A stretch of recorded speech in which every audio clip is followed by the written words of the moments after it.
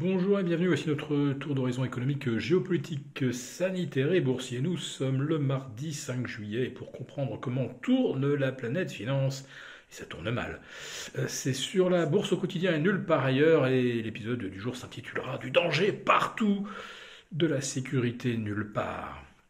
Alors oui, on a l'impression vraiment que ça craque de toutes parts aujourd'hui, c'est presque la tempête parfaite de mauvais chiffres d'activité économique en Europe, des PMI manufacturiers qui chutent, les PMI des services, c'est-à-dire en fait des indicateurs du tertiaire qui se détériorent brutalement. Tout ça donc atteste du risque de récession et comme si cela ne suffisait pas, à la récession nous ajouterons un euro qui se déprécie brutalement, qui enfonce son plancher annuel des 103,50 pour glisser déjà vers vers 1,0275 contre le dollar. Il semble qu'il n'y ait plus aucun filet de sécurité avant qu'on atteigne la parité. Et encore, la parité n'est qu'un seuil psychologique sur la parité euro-dollar. Derrière, on risque même de glisser jusque vers 0,98, voire 0,95. Et que dire du franc suisse qui se rapproche aujourd'hui des 0,99 contre euro, le franc suisse qui gagne 0,8% face à la monnaie unique. Et là aussi, il s'agit d'un nouveau plancher annuel.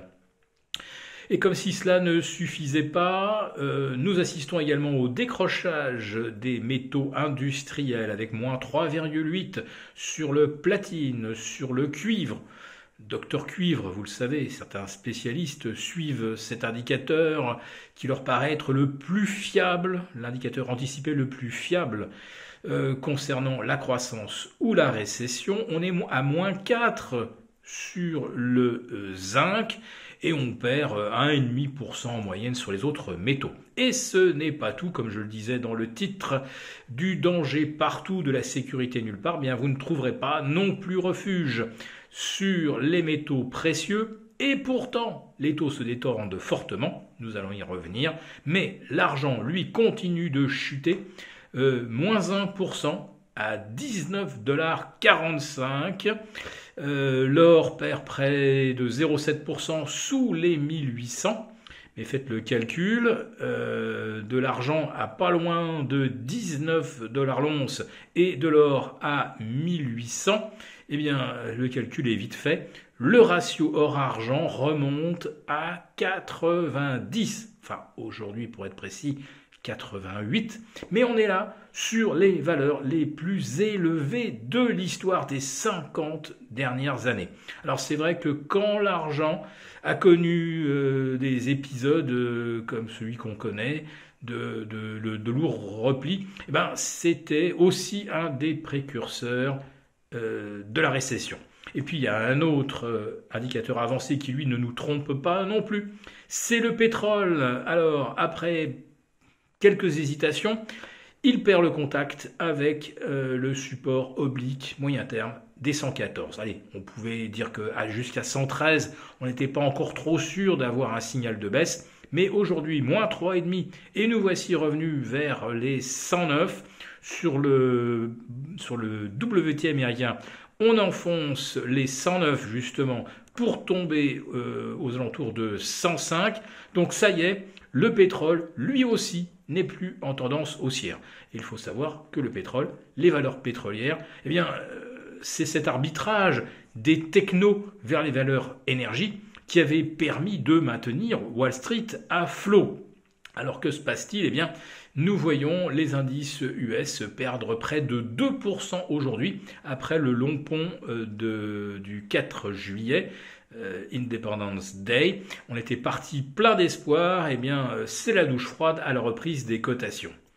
Mais les Américains s'en tirent encore très bien, parce que même avec moins 2%, le S&P ne casse pas de support.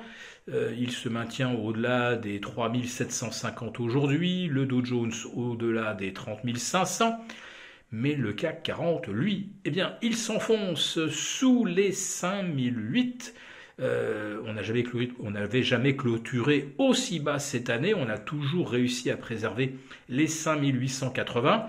Ce matin, on tenait et avec l'indice PMI global de l'activité en zone euro, eh bien, le CAC, l'Eurostoxx ont littéralement dévissé. Et donc, on est maintenant sous les 5008. Et sur l'Eurostoxx, je crois qu'on est également sur les planchers annuels. Je ne voudrais pas vous dire de bêtises. Moins 2,5 effectivement à 3366. Ça ne sent vraiment pas bon pour l'Eurostoxx.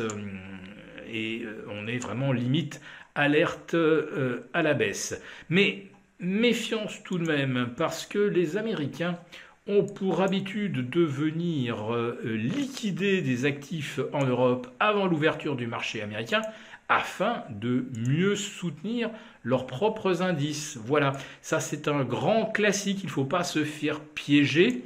Et formellement, à l'instant où nous enregistrons, l'Eurostoxx teste son plancher annuel.